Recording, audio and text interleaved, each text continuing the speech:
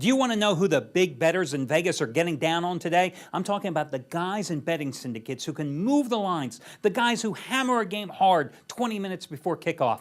Hi everyone, Al DeMarco here, General Manager of the world's largest online sports gambling community, PickNation.com. You want the inside scoop direct from Vegas? Well, I've got it for you with our revolutionary new service, Insider Money Moves. And now you can get a 3-day free trial to check it out at PickNation.com. With Insider Money Moves, we get the plays of Vegas's heavy hitters direct from our contacts and sources in sports books around town. And now you can get them for free for 3 days with our trial of Insider Money Moves. I've been a professional sports handicapper, guys, for over 25 years. In that time, I've heard a lot of guys claim to have the inside scoop and late steam moves from Vegas. Trust me, they never did. Insider Money Moves is the real deal. 96-69 in football last season. Get a 3-day free trial now at PickNation.com.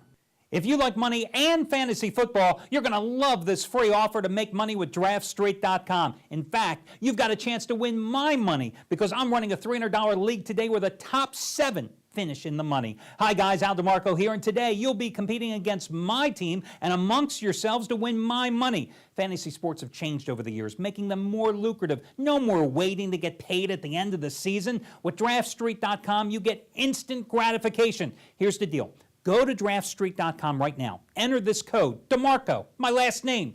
That's going to get you access to my league today. Entry costs absolutely nothing. It's free to play for a shot at winning my money. You have a $100,000 salary cap to draft your team. You've got until the 1 p.m. Eastern Time kickoffs to set your roster, and the winners will be determined when the Monday night game is over. Remember, the top 7 finish in the money with my $300 at stake. Go to DraftStreet.com, use the passcode DeMarco, build your team now.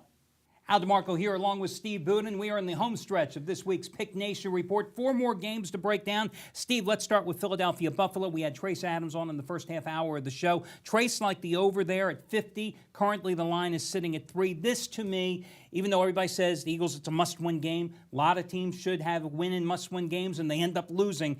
I don't think this is a game you play with the side. I agree with what he said. You go with the total here. The Eagles have shown absolutely no defensive ability to stop the run, to stop other teams in the red zone, and they're not going to get any better with their top pass rusher, Trent Cole, out for a while. One of their key defensive tackle backups, Antonio Dixon, out as well. Buffalo's averaging 33 points a game. So to have a number of 50 when Michael Vick's coming off a 416-yard career passing performance last week, 501 total yards, and they still lost the game at home, I got to think the over's to play. Yeah, last couple of weeks I've been very hard on Michael Vick, and rightfully so. I think he's a bit of a head case. But when you really want to look at the problem with the Eagles, you got one of the most expensive quarterbacks in the league. You just paid a bunch of money for him.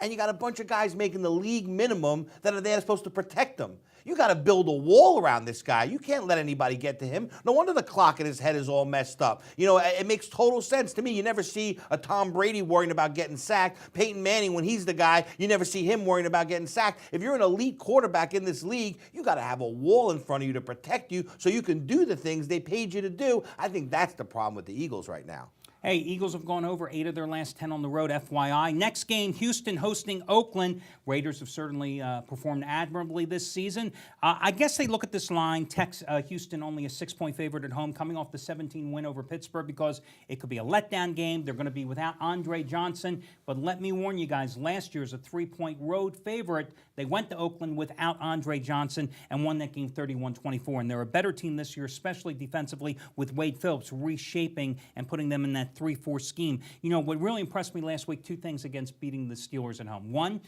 Arian Foster, his first extensive action this season, 30 carries, 155 yards. They won without Matt Schaub having a monster game, 14 for 21, 138 yards. I think this is a bad number. I like Houston here. I love Houston in a teaser, too, by the way. Well, Houston's not the same team they were last year. They're much better. But neither are the Raiders. The Raiders are much better. Probably the best running back in the league, Darren McFadden. I call him Run DMC. But, you know, to beat Houston, you got to keep their offense off the field. To keep an offense off the field, you got to have a good running game. Oakland has that good running game. I think Oakland's playing very tough on defense, too. They're getting a lot of penalties, but they're aggression penalties. It's back to that old Oakland Raiders style where they're trying to come and take your head off. Well, they're going to need to take Matty Schaub's head off in order to win this game. So I think it's very important. And at the end of the day, look, I don't think the Raiders will win this game, but 6 points is a lot of points. I'm going to take those points with the Raiders and gamble here. And that's why I think that if you're going to play it, I think that 6 number with the home team, that's a quality team, that's a great number to tease. I'm not into these 3-4 teams teasers. No, I like the standard 2-teamer where you're playing with 6 points and certain numbers. 6 with a home team. Yeah, you could take Oakland up 12. I mean, I can certainly see that as well, but I'd be much more comfortable taking Houston going down in this particular spot. By the way, Houston has won and covered 5 of the last 6 meetings in this series. You've got the Saints, Carolina. Listen, the Saints were my best bet last Sunday, and they sleepwalked through their win at Jacksonville, 23-10. It was a 14-10 game at halftime. But, you know, Drew Brees did enough, had a couple of costly interceptions. Darren Sproles, big game, 7 for 75 on the ground, 5 receptions for 56 yards as well. Brees, 351 yards passing in this game. You know, Carolina has been an amazing team. We mentioned the back door last week in a 34-29 loss to Chicago. But, you know, they couldn't stop Matt Forte in that game. And the Bears couldn't run all season. And suddenly Matt Forte has 205 yards rushing. I think that is the key to this game. The Saints are going to crank up Pierre Thomas, Mark Ingram, Darren Sproles. They're going to run. And Brees is not going to have to throw for 350. Right. Well, after getting backdoored by Cam Newton, I'm a little hesitant, to play them, to play the Saints in this game and lay the 6. What I can say is that this Carolina offense is like a machine. I mean, I watched them last week. They're real good. I wouldn't be surprised if 3 years from now you fast forward it and Cam Newton is the best quarterback in the NFL. The problem is in this, he's not even the best quarterback in this game. Drew Brees is. Because of that, I think it's a complete air show. I think both teams light it up, and this is the game that I'm going to look to go over the 52 in. Now, see, I think it's not going to go over because I think Greg Williams, who's a blitz-happy defensive coordinator for the Saints, is going to throw everything but the kitchen sink at Cam Newton. And the problem is Cam Newton's good, but this is a one-trick pony offense for Carolina, guys. They've forgotten they had Jonathan Stewart and D'Angelo Williams. They don't run effectively anymore, and I think that's ultimately their downfall. Hey, guys, you want another team to hook in with a teaser? New Orleans is going to win the game. That you can bank on. You could have them as a 1-point favorite in a teaser.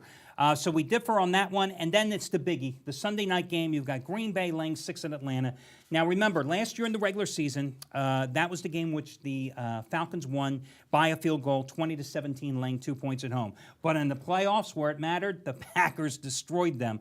I mean, absolutely killed them, 48-21, and it was a game where Aaron Rodgers was 31 for 36, 366 yards and 3 touchdowns. It's not like Aaron Rodgers is coming in this game struggling. Career-high 408 yards, 4 touchdowns passing last week against Denver in that 49-23 win. And, oh, by the way, he ran for 2 touchdowns as well.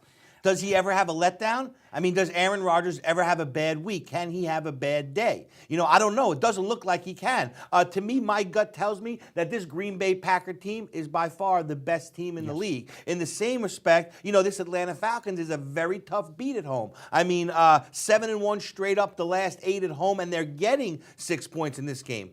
The trick is, and the trap is that this isn't the same Atlanta team that we saw last year. Yes. Matty Ice, to me, the ice is melted. I mean, he's got to show me something before I put my money on him. I'm going to actually lay the 6 here with the Packers, even though it's not a playoff game and not a game that's necessarily so important to the Packers, although it's very important to Atlanta. I just can't see myself betting the Falcons here. They're not the same team they used to be. I agree with you. I think the road chalk is the way to go in this particular contest because, listen, the Falcons have absolutely no pass rush. Last week at Seattle, that's a Seattle team where their quarterback had been sacked 14 times in the first 3 games. You got 0 sacks. I think they only have 3 sacks on the season. And yeah, if you don't get pressure on A-Rod, you're in a lot of trouble. Right, and listen, you know, last week they decided to give Michael Turner 26 carries. The week before, they gave him 10. They can't decide. If they're going to throw the ball all the time, you're not going to win that passing duel when Aaron Rodgers is on the other side. I'm with you. I like the Packers in this game. 53.5 the total, maybe the over, but I think you just go ahead and lay it with the Packers. Guys, that's going to wrap up this week's edition of the Pick Nation Report. Remember, check out the one-day free all-access pass at picknation.com. Get my plays, Steve's best bet, all the plays, all the handicappers for free. It's over $600 of action, and that's all available on the picknation.com site. We'll catch you next week.